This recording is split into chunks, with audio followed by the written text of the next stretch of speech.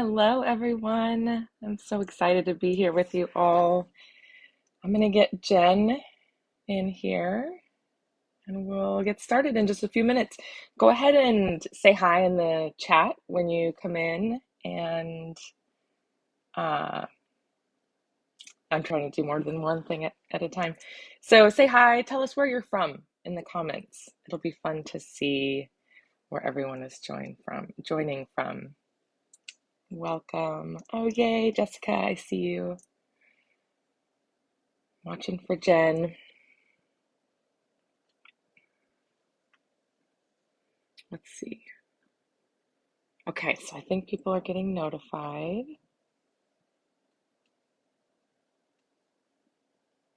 Here we go.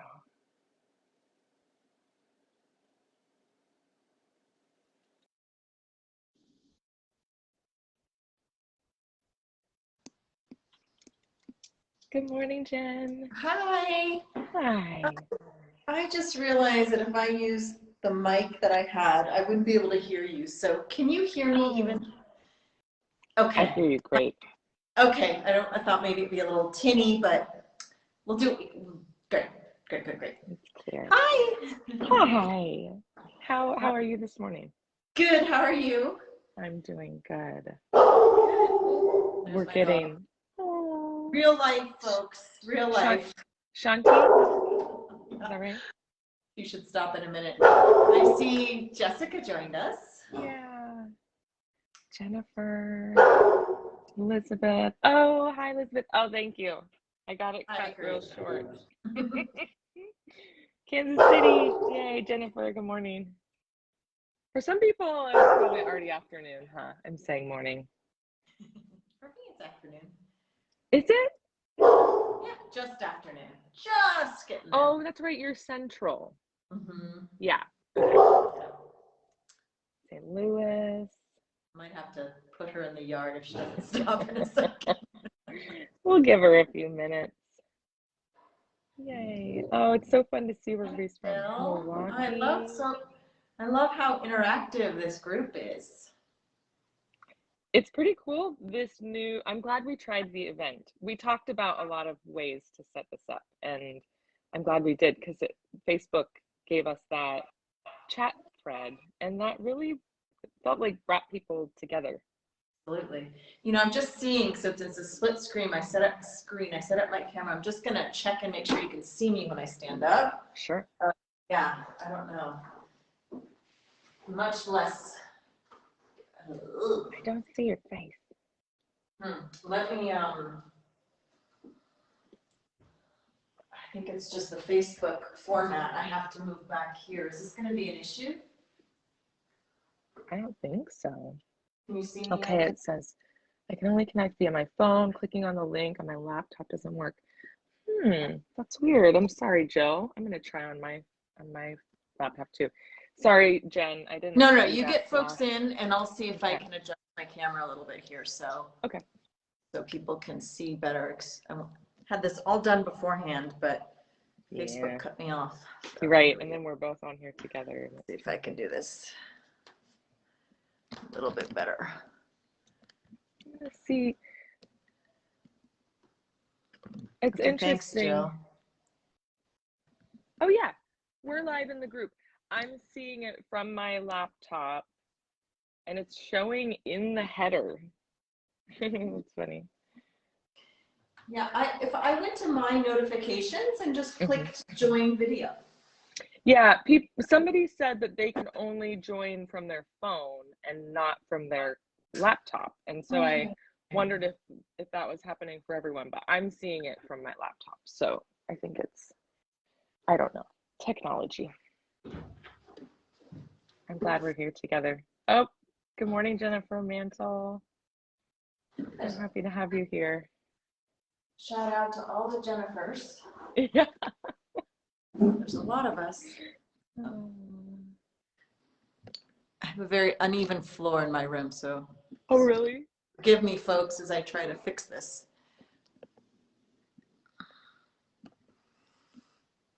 Well,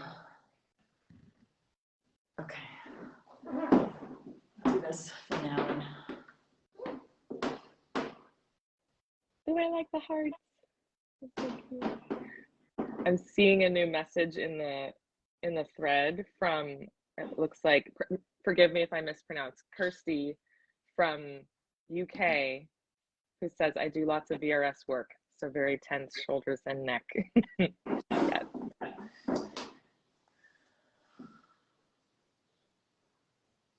Hello, Okay. Judy. Anybody coming in? Judy's here in Portland. Okay, well, I'm thinking maybe we'll get started and people can just keep joining as they do, and then we'll have the recording available afterward for whatever. Do you feel good? You're all ready? Yeah. Just let me know if you can't hear me well. I feel bad I don't have my mic on, but it sounds really clear to me. Okay, yeah. Good.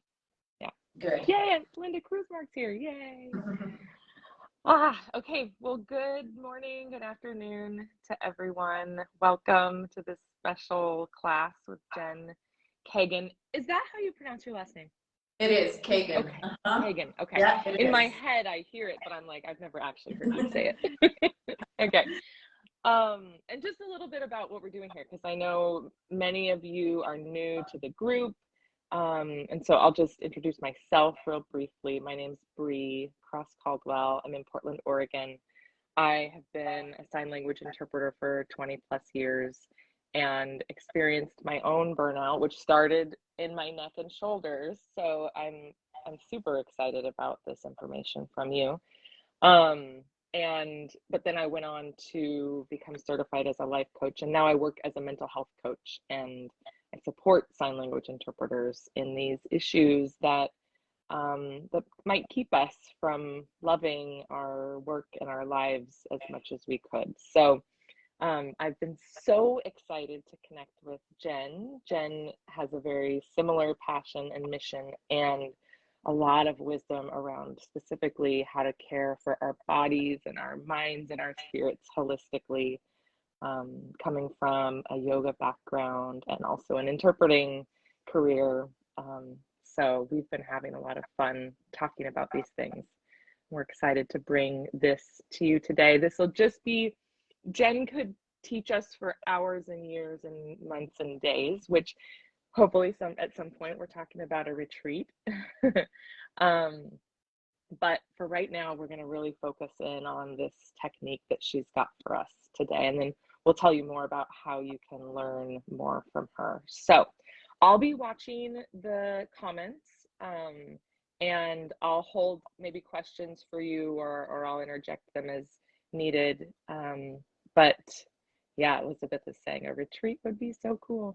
So I'm going to turn it over to you, Jen, to tell us about yourself, and I'll just be here. This is our first time doing this.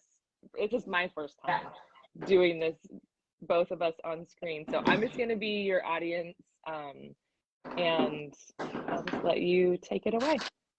Great. I'm so excited to be here, Bree. I'm trying to think of another word than excited, but that we connected. I happened to be in Portland just recently, and so we actually got to see each other in person. So that was super great, a meeting of the minds. And as she said, I'm an interpreter for over 25 years, and is it 25? Over 20 years for sure. And I've been studying and practicing yoga for over 20, and yoga therapy.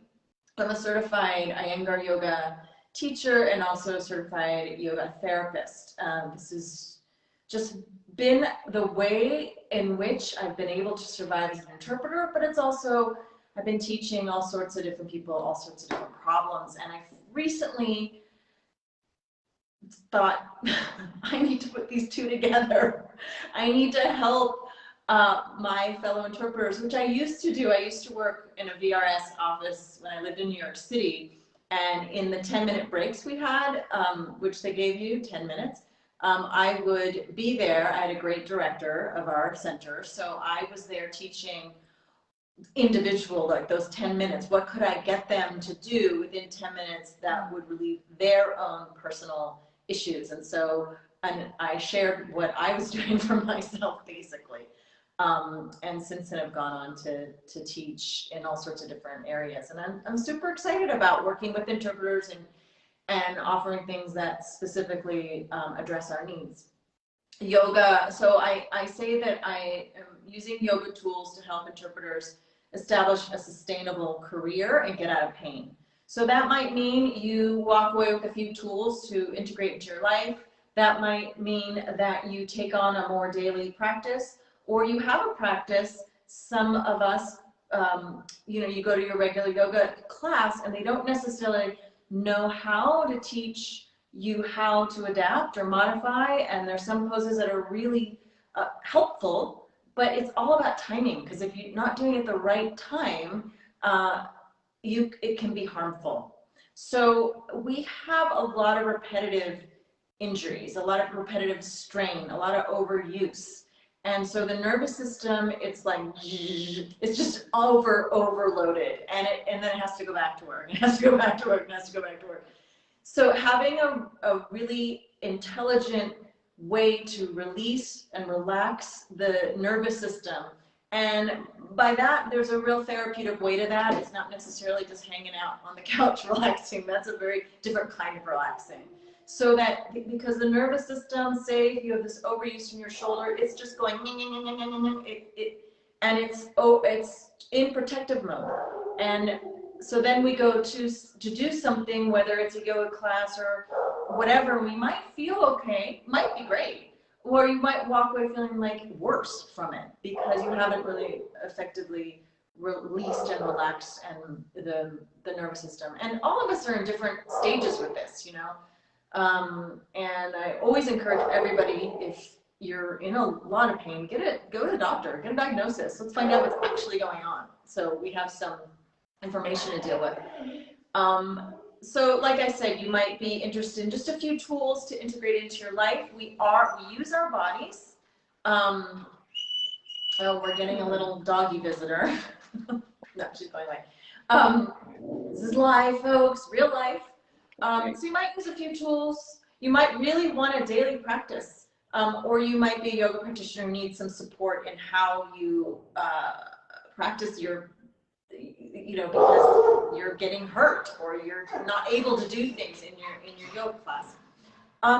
We use our bodies like an athlete, but an athlete does things to prepare for their work, their activity, and they also do things afterwards. And I don't know if a lot of us have that practice, and I don't know if that's really taught. Certainly wasn't taught in my upbringing as an interpreter. It was work, work, work, and don't pay attention to your body, and just, you have to pay attention to who you're serving, which of course is true, but hey, we're alive, we're breathing, we're not robots, and our bodies need to be taken care of. And I think the more we take care of ourselves, the better we can be at our jobs. So that is my mission, is to help with that. So a lot of you wrote in comments that with a lot of stuff that's going on, and I think I wrote you, Brie, I was like, I'm tempted to just give out so much. I'm going to focus myself on one tip today to relieve, like when you wake up and you have that crick in your neck. Look, we're all in different levels of imbalance, all of it. It's normal to be out of balance. It's normal for one part of your body to work harder than another. So the most important thing is to be aware of that, because if you're not aware of it, then you're just going to do whatever movement you choose to do in that pattern.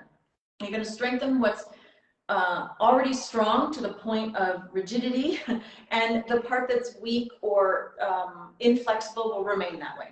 So you're going to overuse one side, one part of your body, and underuse another. So awareness is the first key. So, all of us, and I say this because in terms of the neck, I think a lot of us are tighter on our dominant side. Not everybody, but that is a tendency. And so that's just going to cause a whole imbalance that in the body. So posture is important, but it's not like I'm going to interpret like this in this great posture.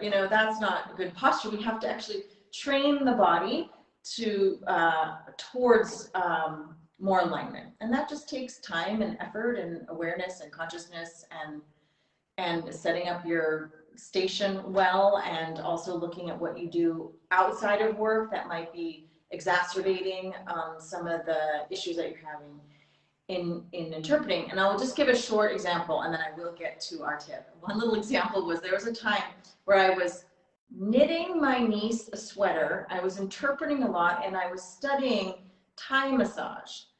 It was, I mean, all in my hands, you know, and my shoulder, and I just like, I gotta quit one of these things. You know? So that's an example of like, what are you doing outside of just interpreting that's either helping or hurting?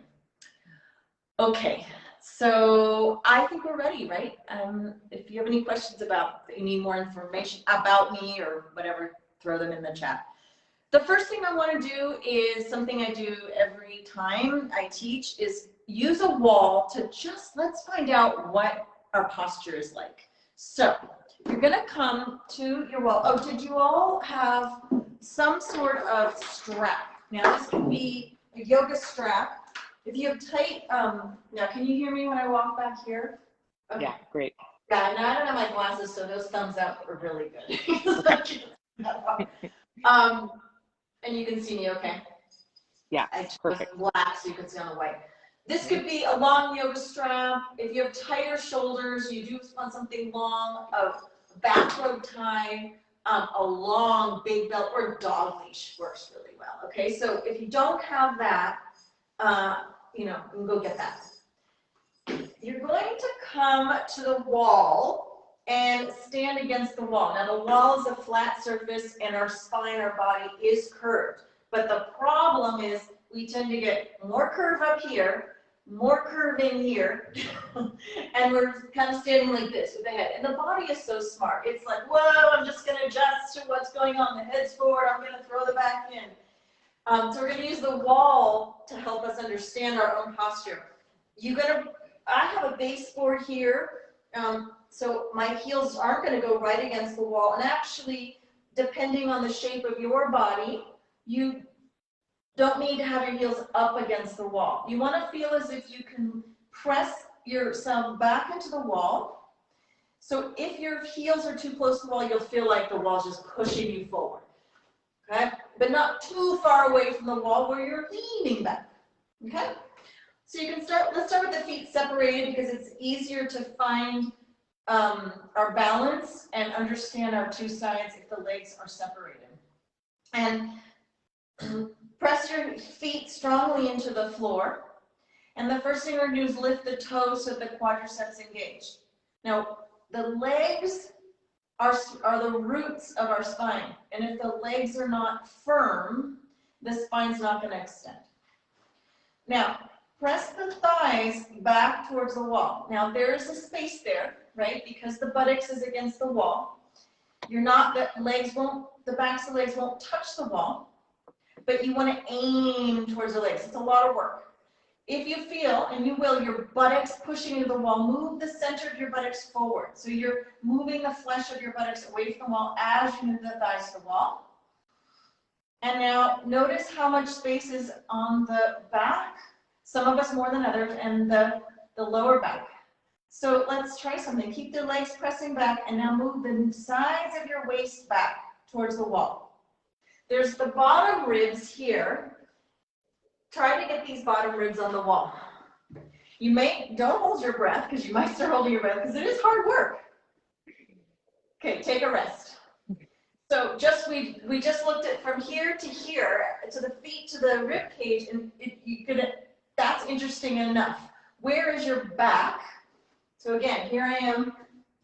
Thighs may be thrown forward, trunk forward, or thighs pushed back, and chest. I'm exaggerating, but it's more dramatic and it gets the message across. But if you think some of us are this, some of us are this. Okay? So now, go back, lift your heels up again, move your thighs back, move the sides of your waist back. Now I'm going a little bit quicker through the bottom body.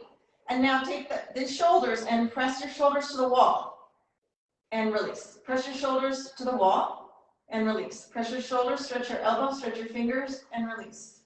Now, press your shoulders to the wall and move the sides of your waist back. Is your head touching the wall or not? Just notice and then release. Now take the back of your head to the wall and your shoulders to the wall. So again, shoulders going back. If the head's going forward, if the head goes back, the shoulders are going to run forward. So it's a dual action. Shoulders back, head back, waist back. Thighs back, waist back. Center of your buttocks forward. Shoulders back. Good, release, let go.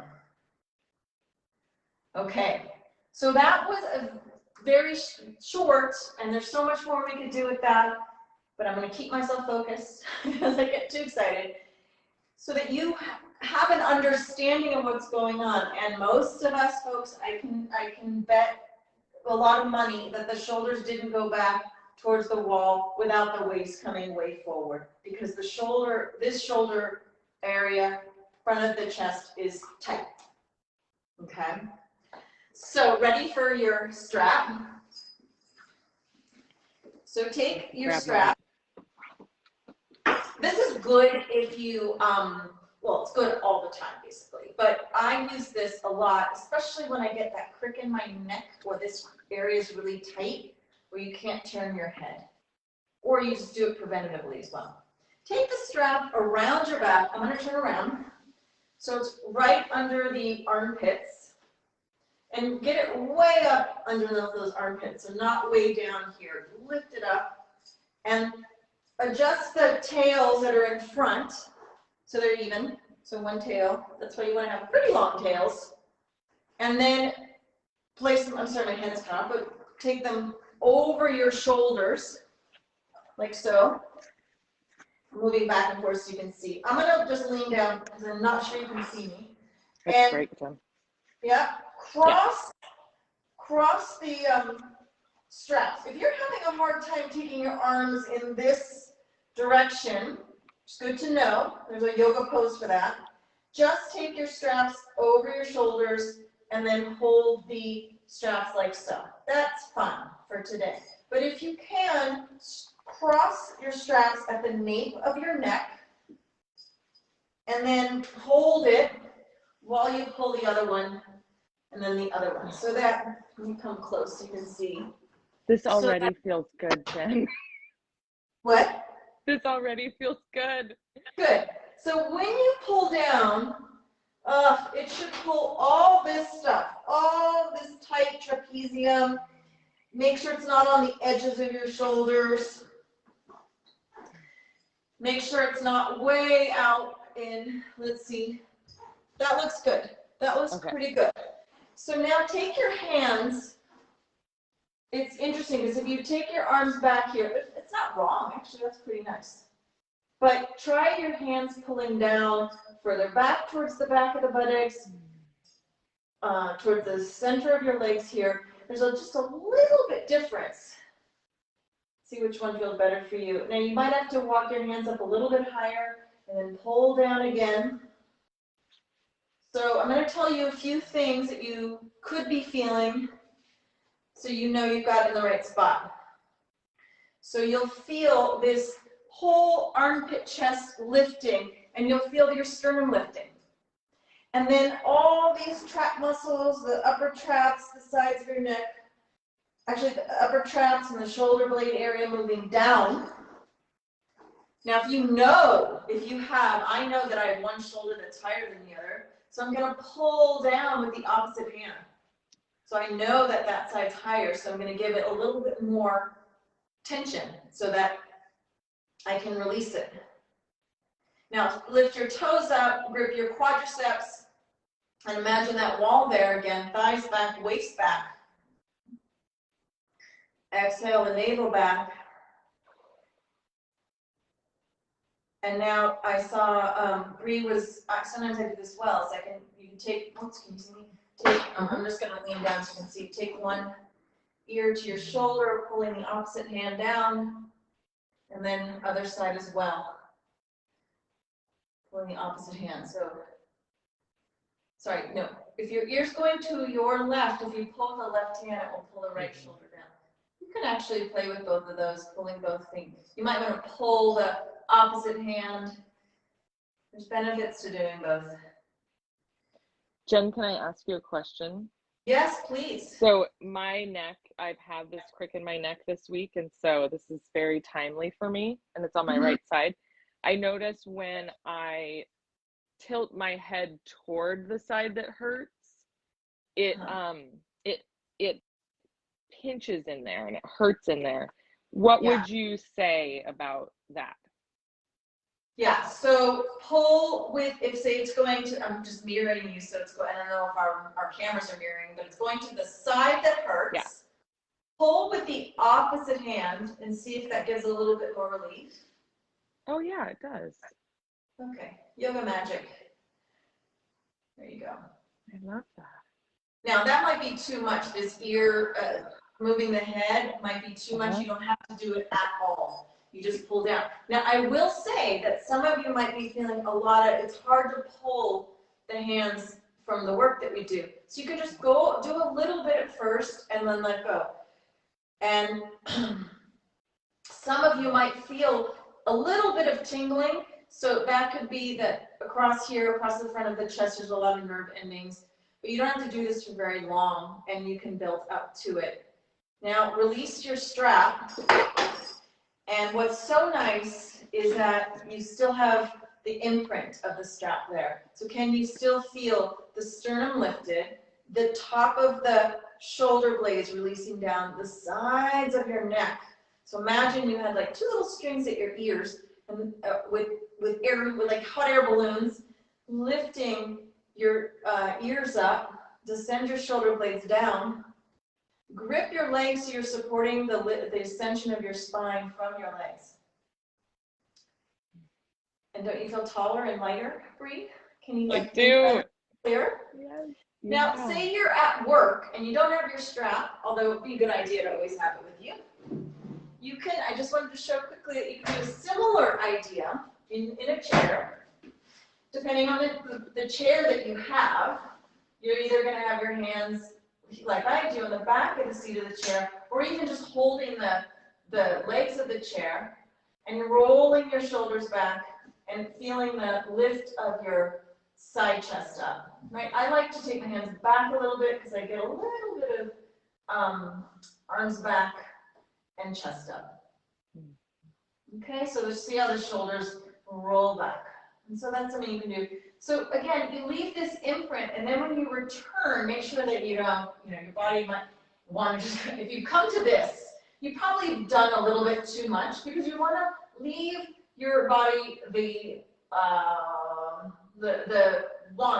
desire to stay in an upright position, to stay with that imprint. We have to re-establish, the old records that had grooves in them, so we have to change the grooves of our record. We have to plant new seeds or lay down new tracks. So that's what I have for you today. Did everybody feel that? Was that enough time? Did you get that? It's pretty amazing.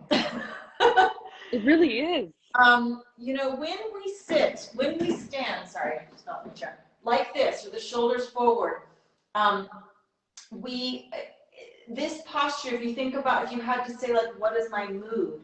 It's not a sunny mood. This is a little bit of and my head, my mind can be unclear. Let's just put it that way. And when you lift up this armpit chest, these are the batteries of our body, this armpit chest area here, and release the shoulder blades down, the mind clears, So there's not just the physical, structural, everything's connected. Really, everything's connected. So, questions or anything coming in? Whew. There's a lot coming in. I wish I could see the chat full screen. I'm gonna work on that. But just to share what you were just saying about the position that our body is in and how that affects our mood. I mean, just in terms of mental health, that's such an important point to make. And one thing I love about this is my first time doing this, and noticing how sometimes when I actively, do something before, like I work on the computer all day, even though I'm not interpreting anymore. I'm seeing clients, and I even get kind of hunched over, like I'm in, I'm here with them and I'm thinking about them. And it's like, when I try to open up my posture, I notice that I'm using muscles to do it, right? Which is, I think, great. I mean, there's strengthening that needs to happen back there. But something I'm noticing with the strap is because it's more passive, that I'm not actually having to clench anything. It allowed this kind of softening at the same time as realigning that feels really helpful. Like I'm not, especially with the knot that's back there already. I notice when I try to really, I'm going to pull my shoulder blades together, it's just like that knot is like, oh yeah, I'm going to get even more tense. So this feels like it allowed a softening and a realignment that feels really different. That's absolutely true. And it goes back to what I said about we need to be able to know how to release and relax, which is not as easy, or as it's not as easy to do as we think it is. And also to strengthen, and also to extend and open. All of those need to be in balance. And there's a time when to do what. And so, yes, our upper back muscles are tight and they're weak. And so they do need to come in. And that's your special secret for your Chaturanga Dandasana. But yes, letting go is so important. I mean, physically, mentally, emotionally, personally. I mean, we are talking about the body, but it is so profound in a bigger sense. So letting go. And as I said, when we're in overuse, the body is just gripping up. And when the body's out of balance, right? Say one side is not doing its job, or it's out of balance, the other side's gonna be like, oh, hold on to the ship. It's only just doing what it's supposed to do. And sometimes when we start practicing yoga, we're shifting that, and the body is like, whoa, no, I want to stay in this unbalanced state, and there's pain alarms. But we have to work with that. We have to be compassionate and loving and brave and courageous to move through that, so we can find another state of balance. Otherwise, we're just going to get habitually into that unbalanced state. Look, it's not about unbalance and balance. It's about constantly working every day, really, with where the body's at and knowing where your imbalances are. Not like I'm good and I'm bad. I got good posture, I got bad posture. It's every day, a little bit depends. What were you thinking yesterday? What did you watch on the TV? What did you eat for dinner? What job did you just have? How did it affect you? So all these things come into play.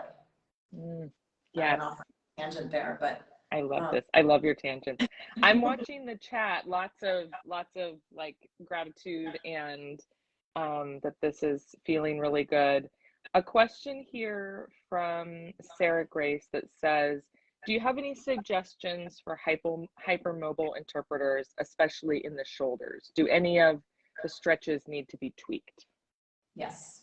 My short answer is yes. Hypermobile, you need to learn to strengthen and to stabilize. And so that would be, again, what I was talking about: release and relax and strengthen and flex, be more mobile. All of those are important, and it's just a little bit of a recipe. Everybody's a little bit different. So yeah, so if hyper flexible person might go to a yoga class or a stretch class, and they're actually overstretching, right? That joint isn't stable, and a hyper flexible person actually doesn't feel it until it's past the point of not no return, but past the point, right? And so it's harder. They have to learn to hold back and stabilize. And so we work in that way with, for instance, just to bring something that we did was really using the quadricep muscles to straighten the legs and not the knee joint. And then I use, in my teaching and my practice, different props and different ways of using external things, or even ways of doing poses that create more stability in the joints. Yeah, that's super important. I think I'm seeing a lot of hyperflexibility, and then the muscles are weak. So that's not good. We got to work on that. Yeah, this is so helpful. So I know we're getting to the end of our time. I'd love to hear just a word from you about, as we're starting to incorporate this into our routines, when and how often should we be using it? Especially specifically around, I saw somebody asking around using this at work. Like if you're imagining that maybe for a VRS interpreter, because it's like you're going in at one time and you're getting done at one time, when and how often can we do this? This particular thing, I don't think you can do it too much. I would say with the pulling of the strap, and I did want to say that pulling action and holding things, I used to have a lot of problems with that, and because everybody else could do it and I was having problems with that. My hands got stronger with time. So that's just my little parenthetical. Don't give up on it. But so that pulling action, I would say, you might want to do a little bit less of that if it's giving you discomfort, but there's no reason you can't do this on a regular basis. I mean, do it before work, do it during your break, because what you're doing is you're just kind of like I said, like putting that new groove down, in the record. Sorry, that ages me. Or I'm trying to think of laying down another track. So there's nothing, I'm trying to think if there's anything counterindicative of this, unless you are feeling something in your body that's going, this doesn't feel so good. And then all I could say is I would need to meet with you and find out what that is, because I can't think of anything counterindicative to this at all. Perfect. Do it, use it. I used to walk around, I did it all the time, especially with my neck. It might take a lot of time to get this to release. So yeah, use it and let me know. So that leads us right into my last question, which is, how do people learn more from you? What's the best ways for them to continue this work with you? So the best way is I have also a Facebook group where I'm doing weekly lives in there, and I'm archiving all sorts of videos. So that's one way. The other way is so my website is jenkaganyoga.com, and there you can find, if you want to join classes, I do teach live classes, but I have a couple video courses which are good for beginning students to me, even if you're not necessarily beginning to yoga. That's a great way to start, and they're easy and they're not 2-hour-long classes. And another workshop coming soon that I'll post up there, which is a 3-part workshop on the back, the shoulders, and the hips. And I'd like to give all of you a download of what we just did today, so you have a visual. So maybe brief your people through Facebook or through emails, we can do that, or maybe just in the event, I'll post in it.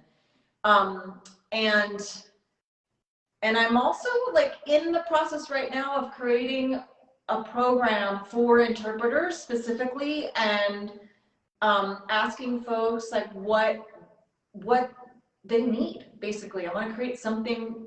I mean, I can say from what I need or what I needed or what I currently need, but I also want to hear from interpreters so that I can create something that really is, gosh, our time is limited. So whatever we do, we want to make sure it's useful, super useful.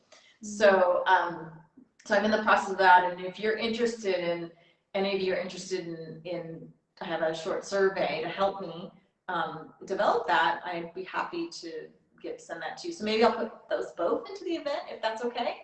Please do. As many resources as possible. Yes, because we need you. We need this information, and I know this about you, that you are craving knowing exactly what interpreters are wanting in this moment. So literally, people, when she says, tell me what you're looking for and the support that you need, she really means tell her what you're struggling with and what support you need, because she's creating the things right now that we are asking for. So I feel like you are such a valuable resource to our community. I'm really thankful to have you here and just to have you in my life and in my circle, because it's really a joy. And I'm already I'm noticing my body right now. It just feels like there's space here. Yeah. I'm super excited that you're here. I started this not really even kind of knowing who else was out there. I live in my own little bubble down here south of the border. So it was, I'm just really happy to be serving this community and really offering what I have experienced myself and what I wanted when I was a young interpreter.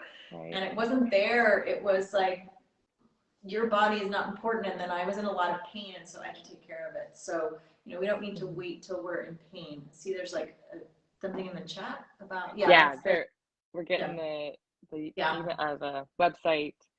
Yes. Oh, Jen, what you just said, we could do a whole live on that, the ways that interpreters were taught that we should be non-existent, or we should bear anything we possibly can in order to not be showing up, and the ways that has affected us.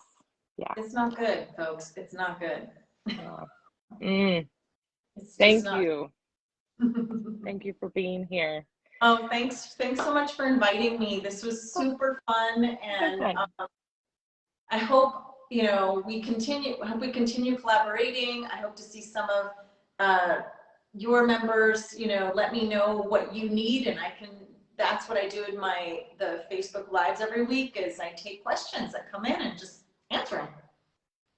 Yeah. Join her group, people. If you're looking for more body support, it's so good. You're giving so much, and we need those bite-sized chunks, because no one has the time to.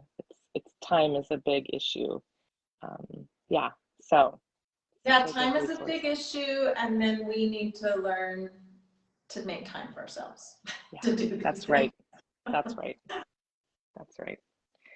Oh, okay. Well, if more questions come up, this event will be here. The video is going to be here.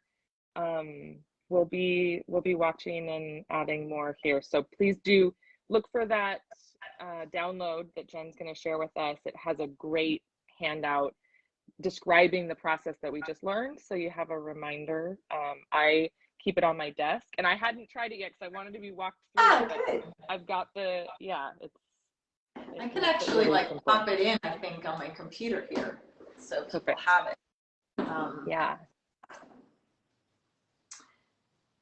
Yay. Well, I'll do it after. I'll do it as we close. Yeah. All right. Good. Sounds good. Thank you so much, Jen. Thank you so much for having me.